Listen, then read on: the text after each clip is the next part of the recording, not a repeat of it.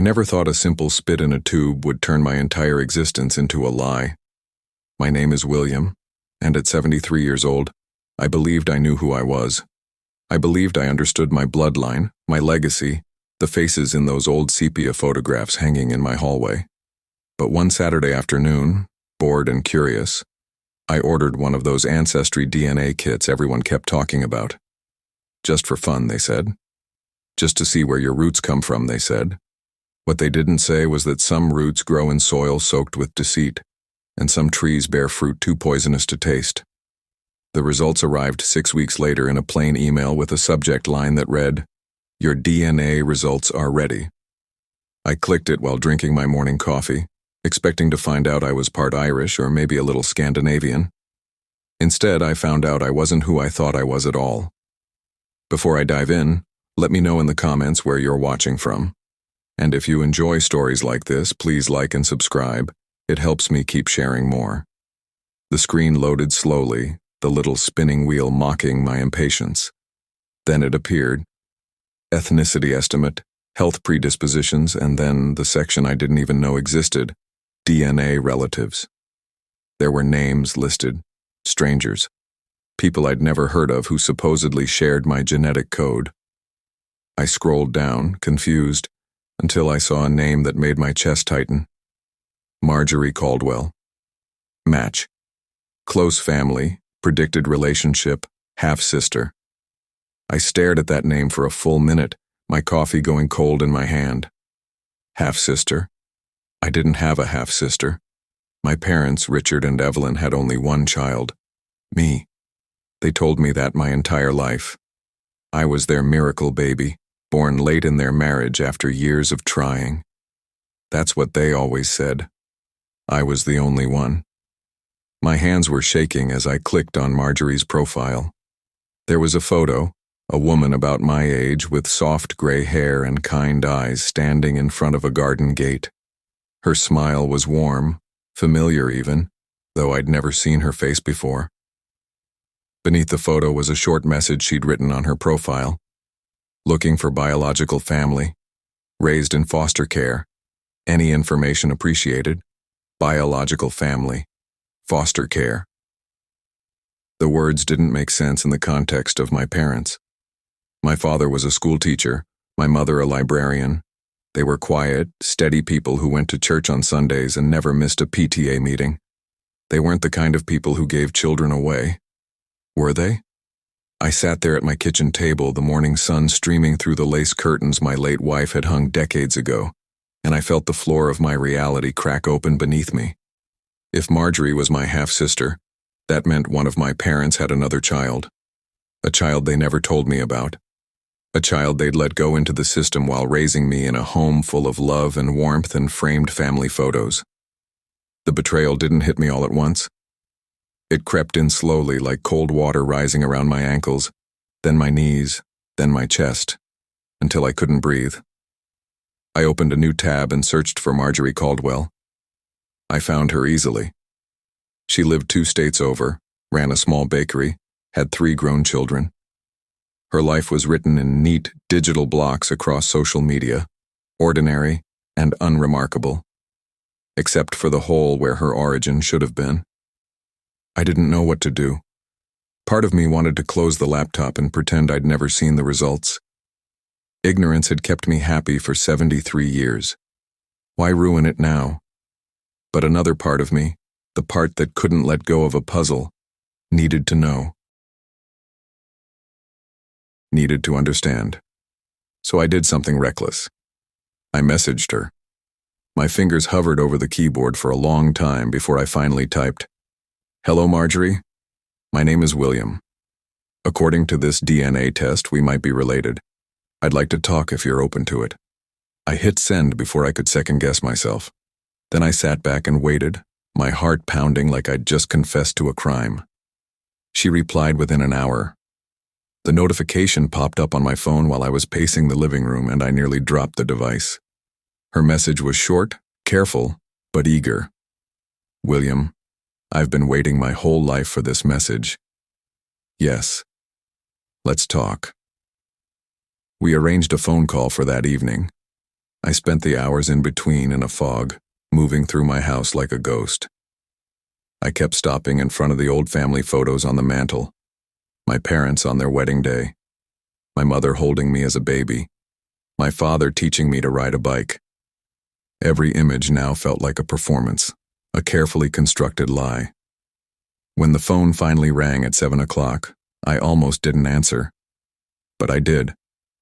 Her voice was soft, cautious, like she was afraid I might hang up. "William?" "Yes, Marjorie, thank you for being willing to talk."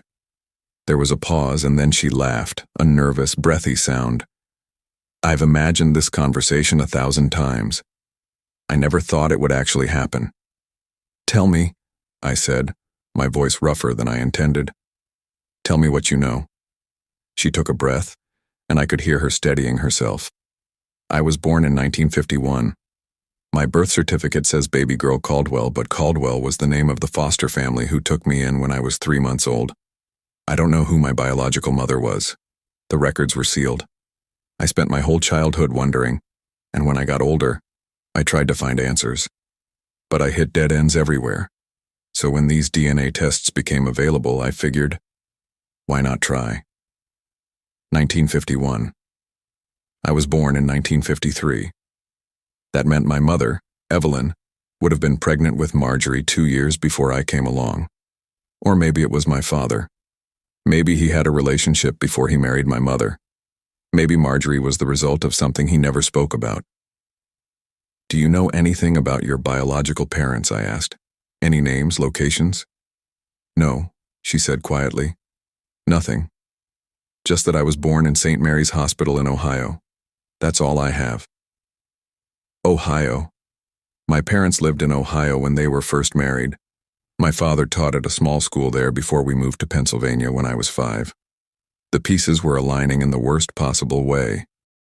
"Marjorie," I said slowly, "I think one of my parents might be your parent too.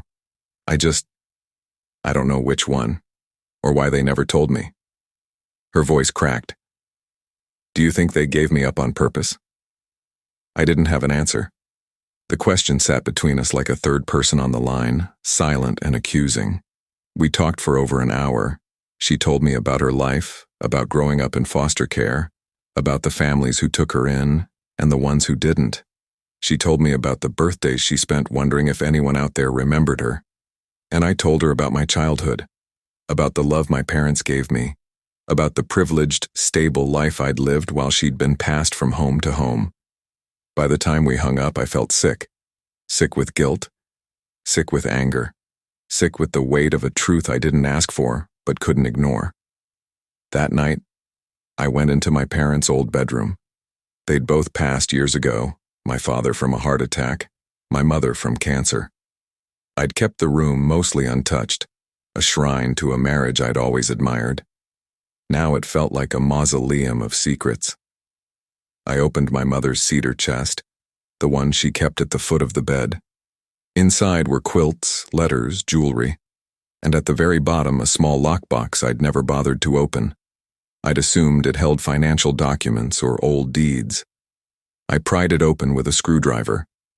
Inside was a single envelope yellowed with age addressed to no one.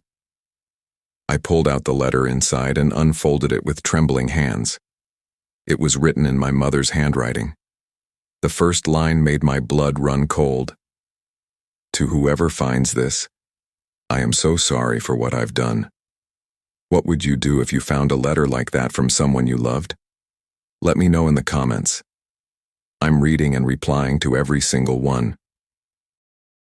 Felt fragile in my hands, like it might disintegrate if I gripped it too hard, taking its secrets with it. My mother's handwriting, usually so neat and careful, looked shaky here, uncertain. I could almost see her hand trembling as she wrote. The letter was dated April 1951, 2 years before I was born, 2 months before Marjorie entered the world. I forced myself to keep reading. "To whoever finds this, I am so sorry for what I've done. Richard doesn't know I'm writing this. He can never know. What happened that winter was my fault, my weakness, and I've carried it like a stone in my chest ever since. Before Richard and I married, there was someone else. His name was Thomas. We met at a dance in Columbus, and for 6 months I believed he was the man I'd spend my life with. He was charming and reckless in ways that excited me back then, ways that seem foolish now. When I told him I was pregnant, he disappeared. No goodbye, no forwarding address, just gone. I was 22 years old, terrified, and alone. My parents were strict, religious. If they'd found out, they would have disowned me. So I hid it. I wore loose dresses. I told everyone I was visiting an aunt upstate.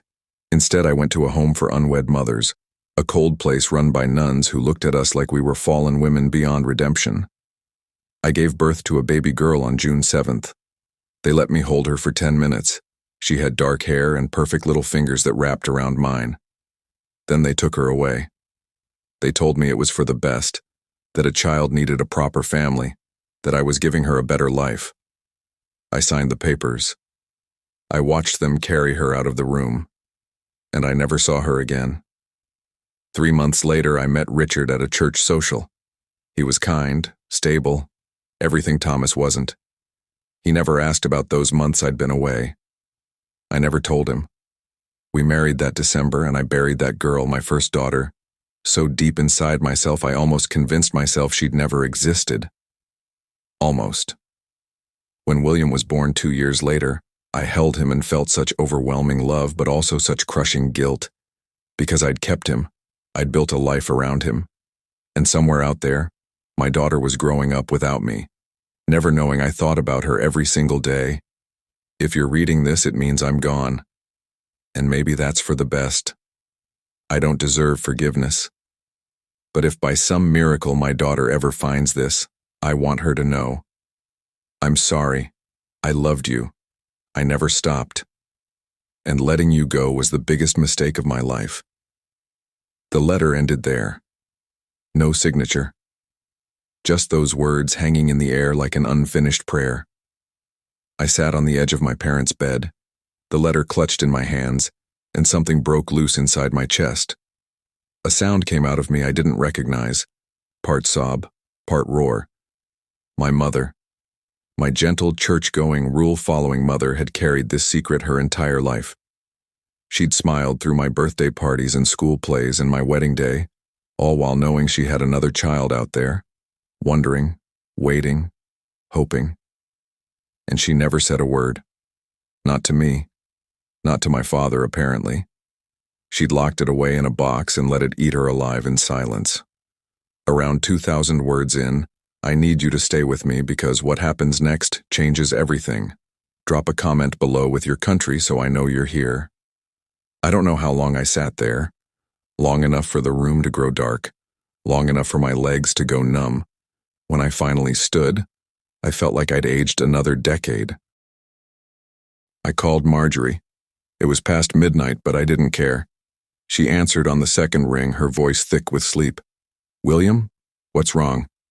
I found something, I said. A letter. From my mother. From our mother. Silence. Then a sharp intake of breath. What did it say? I read it to her, word for word, my voice breaking in places I couldn't control. When I finished, there was nothing but the sound of her crying on the other end of the line. Soft, wrenching sobs that reached through the phone and wrapped around my heart. She thought about me, Marjorie finally whispered. All those years, she thought about me. She did, I said. She loved you. She didn't know how to find you. Or maybe she was too ashamed to try. And your father, did he know? No. According to this, he never knew. She kept it from him, too.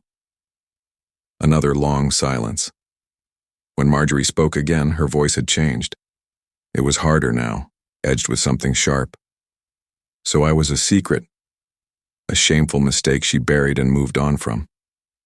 That's not fair, I said, though I wasn't sure if I was defending my mother or myself. She was young, scared. It was a different time. Women didn't have the options they have now. Don't make excuses for her, William. Her words stung because they were true. My mother had made a choice, and that choice had shaped two lives in completely different directions. Mine had been filled with stability, love, opportunity. Marjorie's had been filled with uncertainty, loneliness, and the constant ache of not knowing where she came from. We were siblings, but we'd lived in two entirely different worlds because of one decision our mother made 70 years ago. "I'm not making excuses," I said quietly. "I'm just trying to understand." "Understanding doesn't change what happened." "No, it doesn't." We sat in that uncomfortable truth for a while, neither of us knowing what to say next.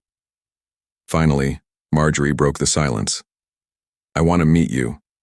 In person." My heart clenched. "When?" "As soon as possible. I need to see you. I need to know you're real. That this is real." "Okay," I said. "Come to Pennsylvania. I'll pay for your travel. We'll figure this out together." "Together," she repeated, like she was testing the weight of the word. I've never had a brother before, and I've never had a sister. 3 days later, I picked Marjorie up from the train station. I recognized her immediately, not from her photo, but from the way she carried herself. There was something familiar in the set of her shoulders, the way she scanned the crowd. When our eyes met, she stopped. I stopped. For a moment, we just stared at each other, two strangers bound by blood and secrets. Then she walked toward me, slowly at first, then faster. When she reached me, she didn't say anything. She just wrapped her arms around me and held on tight, like she was afraid I might vanish if she let go. I hugged her back. This woman I'd never known existed until a week ago, and felt something shift inside me. Grief, anger, relief, all tangled together into something I didn't have a name for. We drove back to my house in near silence. She looked out the window at the familiar streets of my childhood, streets she'd never walked, and I wondered what she was thinking. When we got to the house, I made tea. We sat at the kitchen table, the same table where I'd first opened that DNA email, and I showed her the letter. She read it slowly, her fingers tracing the words like they were sacred. When she finished, she looked up at me with wet eyes. "She named me," Marjorie said. In her heart, she named me, even if she never got to say it out loud. "What do you want to do with this?" I asked. "Do you want to find Thomas, your biological father?" She shook her head. "He abandoned her. Abandoned me. I don't need to know a man like that." "Then what do you need?" She looked around the kitchen, at the photos on the walls, the life I'd lived that she'd been excluded from. "I need to know her. I need to see where she lived, what she loved, who she was. Can you show me?" So I did. I took her through the house, room by room. I showed her my mother's favorite chair by the window where she used to read, the garden she tended every spring, the piano she played on Sunday afternoons. I showed her the photo albums, and we sat side by side, flipping through decades of images. Marjorie stared at pictures of our mother, hungry for every detail. She looked kind, Marjorie said softly. She was, I said, but she was also complicated, and clearly, she carried more pain than I ever realized. As the afternoon wore on, Marjorie asked me about my childhood. I told her stories, happy ones mostly, but they felt hollow now. Every memory was tainted by the knowledge that while I was being tucked into bed and read stories, Marjorie was being shuffled between foster homes, wondering why no one wanted to keep her. "I don't resent you," she said suddenly, as if reading my thoughts. "This isn't your fault." "It feels like it should be someone's fault," I said. "Maybe it is. Maybe it's hers, or Thomas's, or just the world we were born into." She reached across the table and took my hand. Her fingers were warm, solid, real. "We can't change the past, William. But we're here now. That has to count for something." I wanted to believe her. But that night, after Marjorie went to sleep in the guest room, I sat alone in the dark and felt the full weight of what my mother had done. She'd chosen me. She'd kept me and built a life around me. And in doing so, she'd condemned Marjorie to a life of wondering, searching, longing. How do you forgive something like that? How do you hold space for both love and betrayal in the same heart? I didn't have an answer. All I knew was that my identity, everything I thought I understood about my family, had been shattered. And somewhere in the wreckage, I had to figure out how to build something new. Something that included the sister I never knew I had. But just as I was starting to process it all, Marjorie walked into the kitchen, her face pale, holding something I hadn't seen in years. My father's old journal. And the look in her eyes told me there was more to this story than even my mother's letter had revealed. Marjorie stood in the doorway, backlit by the hallway light, holding that leather-bound journal like it was evidence in a trial. My father's journal. I hadn't looked at it in over a decade, maybe longer. After he died, I'd packed away his personal things, unable to face the grief of reading his private thoughts. Now my sister, a woman who'd been in my life for less than a week, was holding it with shaking hands and an expression that made my stomach drop. "Where did you find that?" I asked, my voice barely above a whisper. "I couldn't sleep," she said, walking slowly into the kitchen and setting the journal on the table between us. "I was looking for a glass of water and saw the study door was open. This was on the desk. I'm sorry I shouldn't have touched it, but I saw the date on the first entry, 1951, the same year I was born." My throat tightened. "What does it say?" She pushed it toward me. "I think you need to read it yourself." I stared at the journal, suddenly afraid of it. My mother's letter had already dismantled everything I thought I knew. What more could possibly be hidden? What other lies had my parents wrapped around me like a blanket, keeping me warm while the truth shivered in the cold outside? I opened the journal. The pages were yellowed, the ink faded in places, but my father's handwriting was unmistakable. Precise. Controlled. The handwriting of a man who measured his words carefully. The first entry was dated March 1951. "I met Evelyn at a church social today. She's unlike anyone I've ever known. Quiet, thoughtful, with sad eyes that suggest she's carrying something heavy. I asked her to have coffee with me next week. She said yes, but there was hesitation in her voice. I wonder what she's running from." I flipped ahead, my hands moving faster now, scanning for anything that would explain why this mattered, why Marjorie had looked so shaken. Then I found it. An entry from December 1951, just after my parents married. "Evelyn told me everything tonight. About Thomas. About the baby. About the home for unwed mothers and the daughter she gave away. She cried in my arms for hours, convinced I would leave her, that no decent man would want a woman with such a past. But I don't see it that way. I see a woman who made an impossible choice in an impossible situation. I see someone who deserves a second chance at happiness. I told her I would never speak of it again, that we would start fresh, that her past was buried, and we would build a future together. She asked me if I could ever forgive her. I told her there was nothing to forgive. But I didn't tell her the whole truth. I didn't tell her that I've been searching." My breath caught. Searching? I kept reading, my heart pounding so hard I could hear it in my ears.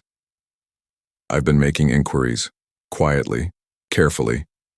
I know the name of the home where Evelyn gave birth, St. Catherine's in Columbus. I know they keep records even if they're sealed.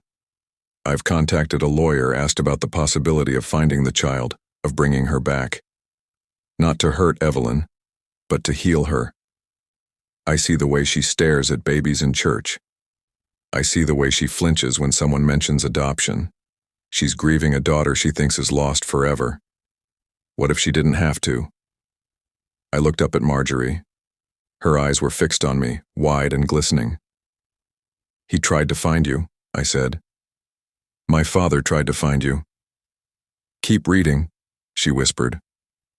I turned the page. January 1952. "The lawyer says it's impossible. The adoption was finalized. The records are sealed permanently. Even if I could locate the child, there's no legal pathway to contact her or the family that took her in. He advised me to let it go, to focus on my marriage and move forward. But how do I tell Evelyn I tried and failed? How do I give her hope only to take it away again? So I won't tell her. I'll bury this the way she buried her grief, and maybe someday it won't hurt anymore. My vision blurred. I wiped my eyes with the back of my hand, angry at the tears, angry at my father for trying, for failing, for keeping it secret just like my mother had. He knew, Marjorie said, her voice breaking. He knew about me from the beginning. He tried to bring you home, I said. He wanted to. But he didn't. Her words were sharp, bitter. He married her, built a life with her, had you, and I stayed in the system. He could have kept trying. He could have fought harder. It was the 1950s, Marjorie. Adoption records were sealed. There were laws, systems in place designed to keep birth parents and children separated. He didn't have the tools we have now. Don't defend him. She stood abruptly, the chair scraping against the floor. Don't make him a hero because he wrote some sad words in a journal. He gave up. They both gave up. They were trying to survive, I said, standing too. They were trying to move forward with their lives. And what about my life, William? Her voice cracked, raw with decades of pain finally given permission to speak. What about the life I could have had if they'd just kept looking? If they'd just tried harder? I didn't have an answer. Because she was right. My parents had made choices, and those choices had consequences that rippled through time and landed squarely on Marjorie's shoulders. She'd carried the weight of their decisions her entire life, and no amount of understanding or context could change that. She turned away from me, her shoulders shaking. I wanted to reach for her, to comfort her, but I didn't know if I had the right. We were strangers bound by blood, by secrets, by the ghosts of two people who'd loved imperfectly and left us to clean up the mess. Before you judge what happens next, ask yourself, could you forgive your parents for a betrayal like this? Let me know in the comments what you would do. After a long silence, Marjorie spoke again, quieter now. There's more. What? She turned back to me, her face streaked with tears. I found another entry, near the end of the journal, from 1978. That was 3 years before my father died. I'd been 25, newly married, starting my own life. She flipped through the pages and pointed to an entry near the back. I saw her today. I'm almost certain it was her. I was in Columbus for a teaching conference, and I stopped at a small bakery for coffee. The woman behind the counter had Evelyn's eyes, the same shape, the same color. She couldn't have been more than 27, the right age. I stood there like a fool, staring, until she asked if I needed help. I wanted to ask her name. I wanted to ask if she'd been adopted, if she knew anything about her birth mother. But I didn't. Because what right did I have? What could I possibly say that wouldn't destroy her life the way this secret has quietly destroyed ours? So I ordered a coffee, left a generous tip, and walked out. When I got back to the hotel, I called Evelyn and told her I loved her. She asked why I sounded sad. I told her I was just tired. But the truth is, I saw our daughter today, and I let her go all over again. The room seemed to tilt.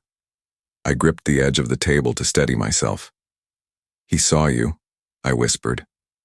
Marjorie nodded, tears streaming freely now. The bakery. I worked at a bakery in Columbus in the late 70s. Before I moved and opened my own place, he was there. He saw me. And he didn't say anything. The cruelty of it was staggering. My father had been given a second chance, a miraculous, impossible moment. And he'd walked away. Not out of malice, but out of fear. Fear of disrupting her life. Fear of opening wounds that had barely scarred over. Fear of the truth. I don't know what to say, I admitted. There's nothing to say. Marjorie sat back down, exhausted. They made their choices over and over. They chose silence. And now they're gone, and we're left holding all of this. We sat in that heavy silence for a long time. The clock on the wall ticked steadily, indifferent to our pain. Finally, I spoke. "What do you want from me, Marjorie? What do you need?" She looked at me, really looked at me, and I saw something shift in her expression. The anger was still there, but underneath it was something else, something softer. "I want to know them," she said. "Not the version you remember. Not the perfect parents who raised you in this beautiful house with love and stability. I want to know the flawed, broken people who made mistakes. I want to know the mother who gave me away and spent the rest of her life regretting it. I want to know the father who saw me and couldn't bring himself to speak. I want the truth, all of it, even the ugly parts." "Okay," I said. "Then that's what we'll do." Over the next 2 weeks, Marjorie stayed with me, and we excavated our parents' lives like archaeologists digging through ruins. We read every letter, every journal entry, every scrap of paper that might hold a clue to who they really were. We found more than I expected. Love letters between my parents that revealed a deep, complicated affection. Medical records showing my mother had suffered multiple miscarriages after I was born, her body unable to carry another child to term. Receipts for donations made to children's charities and adoption organizations, quiet acts of penance for a daughter they couldn't reclaim. We also found a safety deposit box key tucked inside my father's desk.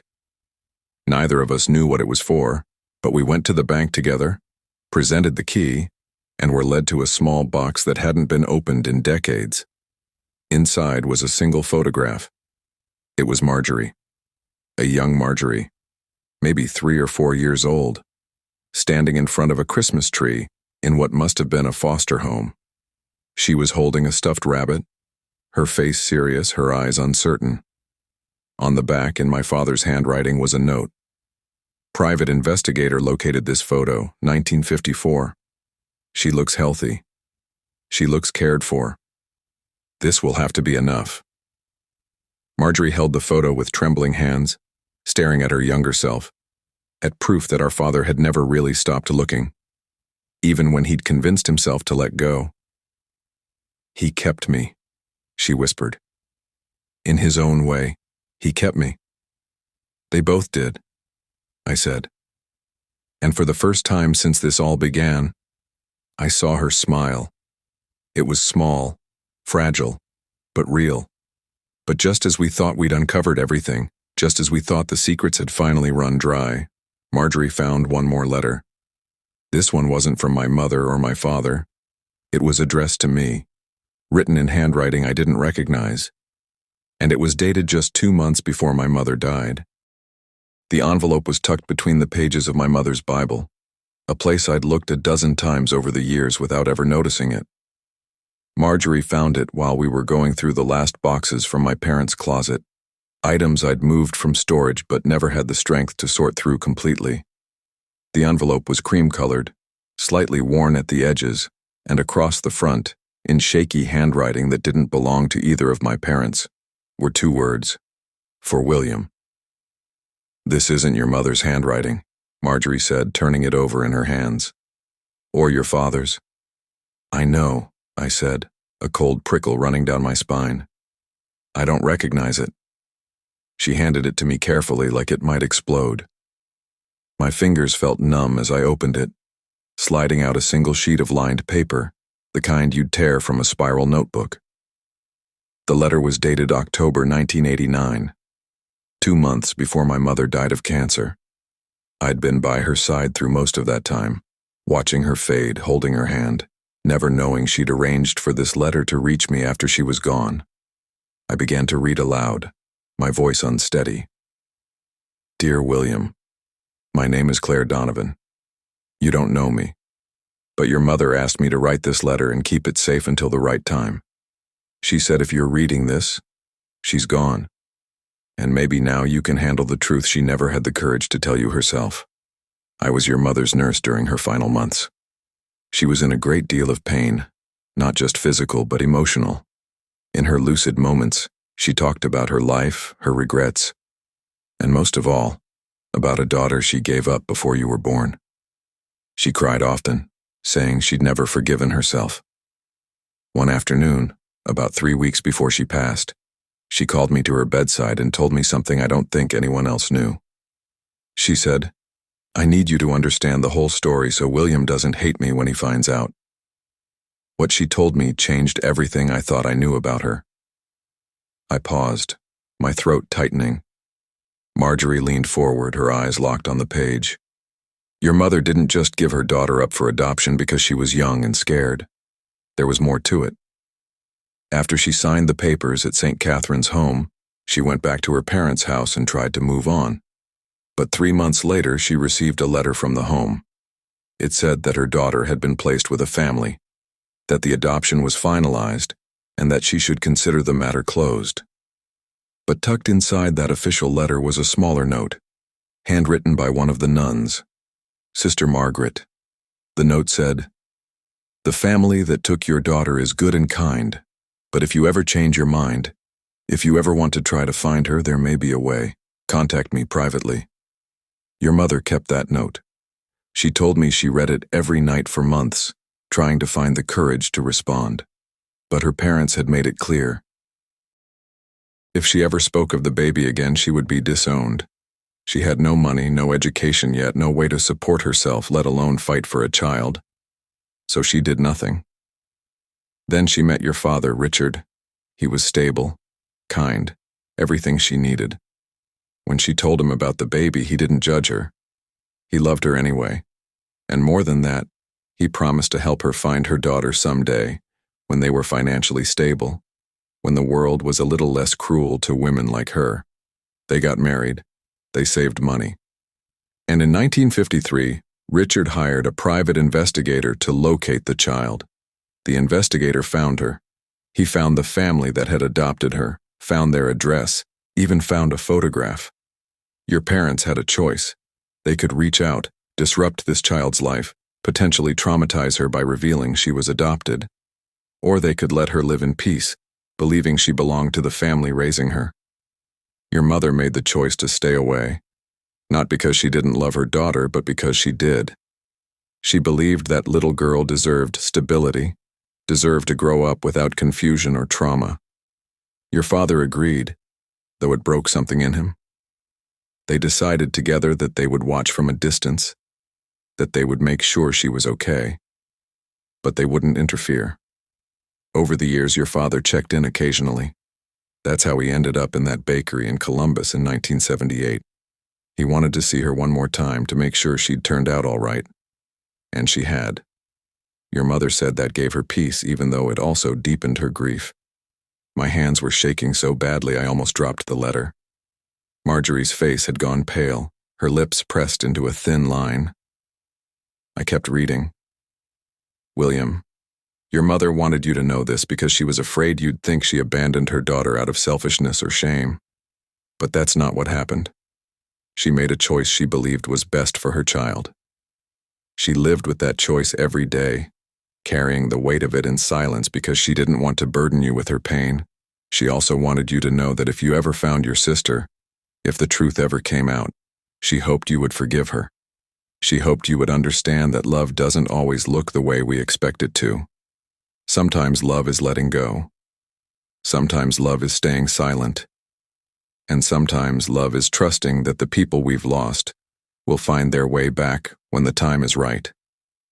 She loved you, William, and she loved the daughter she never got to raise. Those two truths lived inside her until the very end. With sympathy and respect, Claire Donovan. I set the letter down on the table and covered my face with my hands. The weight of it was crushing.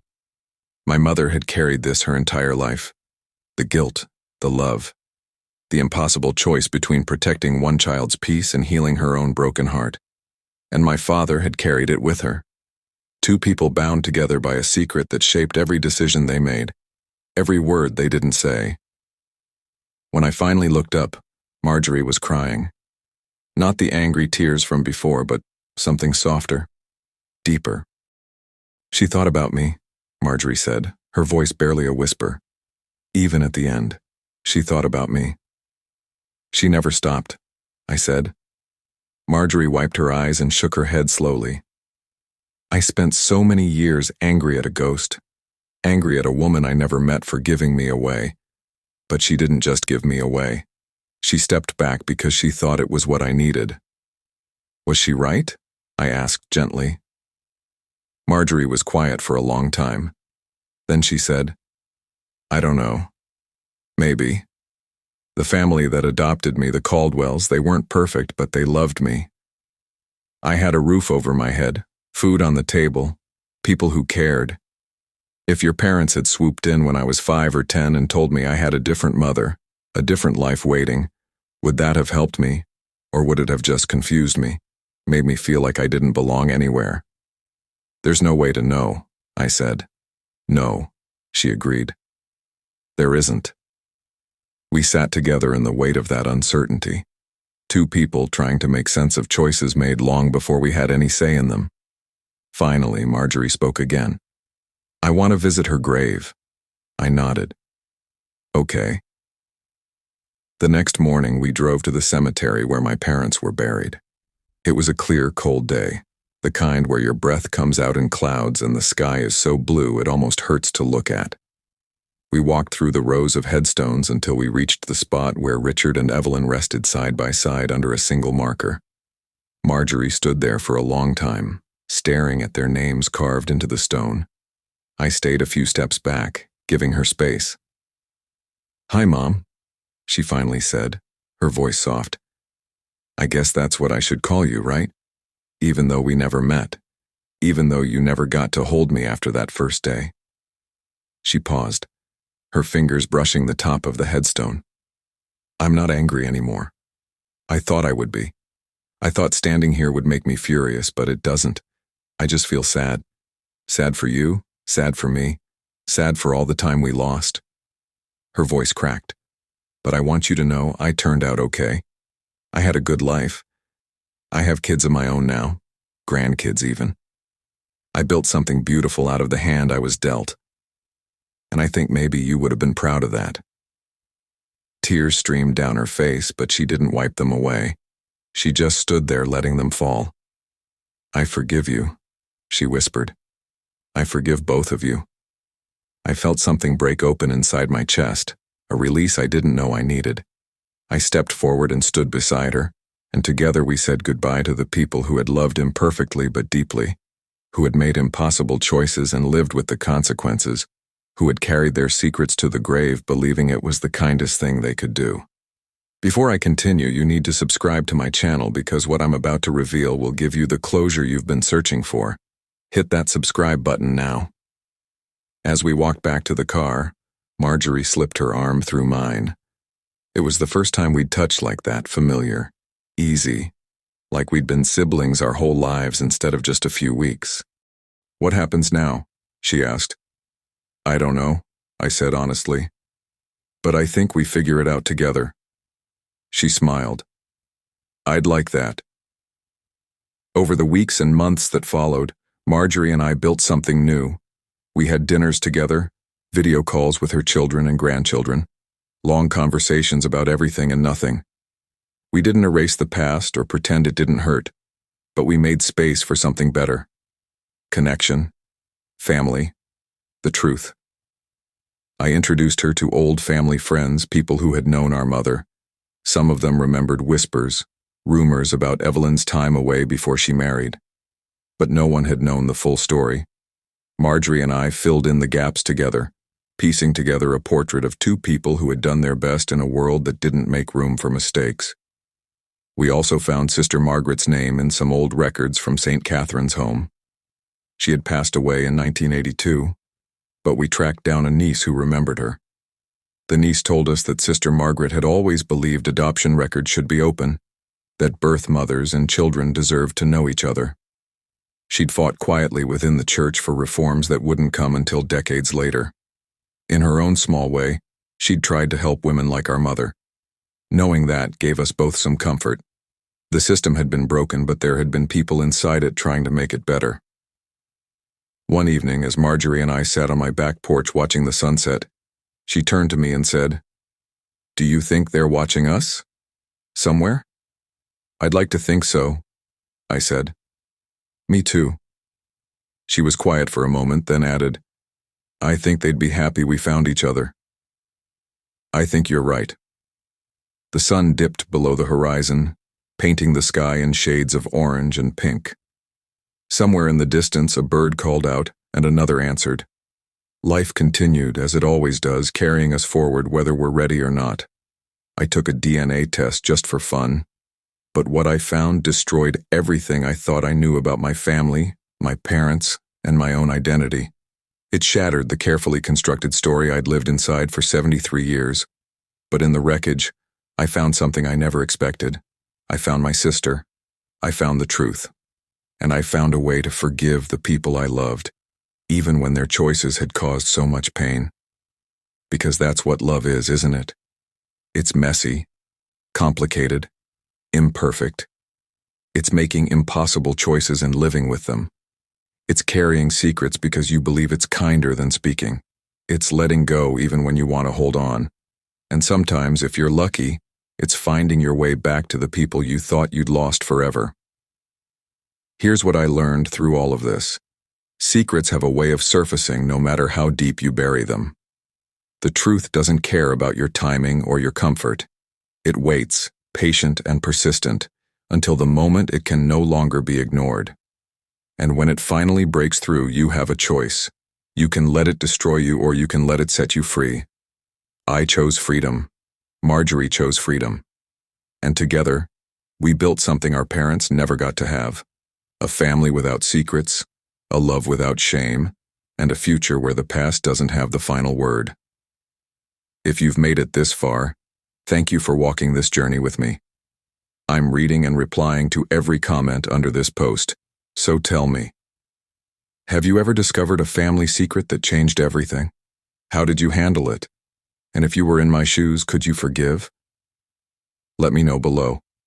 This story matters because someone out there might be living with their own buried truth, and maybe, just maybe, hearing mine will give them the courage to face it. Subscribe so you don't miss more stories like this. Stories that remind us we're all human, we all make mistakes, and we all deserve a chance at redemption.